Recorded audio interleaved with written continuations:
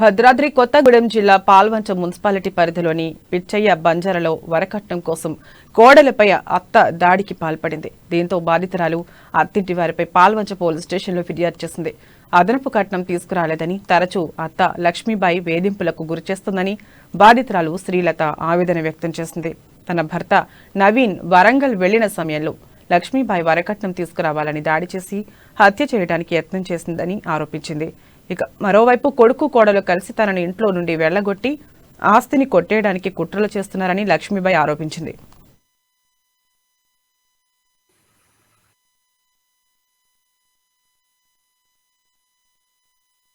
నా పేరు మౌలి శ్రీలత. నేను పిచ్చబంజర్ గ్రామంలో ఉంటానండి. మా అత్తగారు అయిన లక్ష్మీబాయి నన్ను ప్రతిరోజు హింస పెట్టేది. బాగా మా ఆస్తి కోసమే బాగా ఆమె బిడ్డ అయిన అనిత, అల్లుడు అయిన రాజేష్, మా అత్తగారు లక్ష్మీబాయి అండి.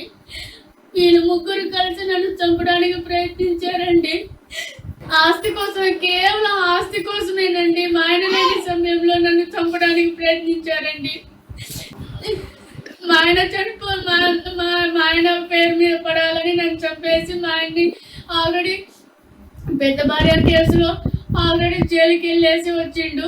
అయినా సరే మమ్మల్ని వదిలిపెట్టట్లేదండి. మళ్ళీ ఆస్తి కోసమే ఊరికి ప్రతి చిన్న విషయానికి గొడవ పెట్టుకునేదండి. పిల్లలు ఇంత మంచిగా చూసుకుంటున్నా కానీ మళ్ళీ నన్నే కొట్టడం, తిట్టడం జరుగుతుంది. ఊకే లంబాడిది కులం తక్కువ దాన పారిపోయి వచ్చిందని నువ్వు అని మాట్లాడేదండి. నా పేరు లక్ష్మీబాయి అండి. అక్కడ శ్రీనివాస్ కాలనీకి వెళ్ళి ఎక్కడో తీసుకుండు. ఏందిరా మరి తీసుకురాలేదు, మరి బాండకాయితం ఏది, ఏంటి తీసుకోలేదు, మరి నాకు చూపెట్టట్లేదు ఏంటిది అని అడిగితే, నీకేందే చూపించేది, నువ్వెవరే నాకు చెప్పడానికి, మా నాన్న ఆస్తి నువ్వెవరు, నువ్వు అసలు నువ్వు నీ బిడ్డ నువ్వెవరే నన్ను అడగటానికి అనేసి అప్పటి నుంచి గొడవలు అవుతున్నాయి. ఇప్పుడు ఉన్న ఇల్లు కూడా పిచ్చబంజర్లో పాలంచులో ఉంది.